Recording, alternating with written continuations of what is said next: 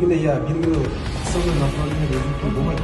Ондайға шешім қабылдау жүрмеңіз. Себебі одан качество кетеді, сосын ертең тағы басқа не істеуі мүмкін.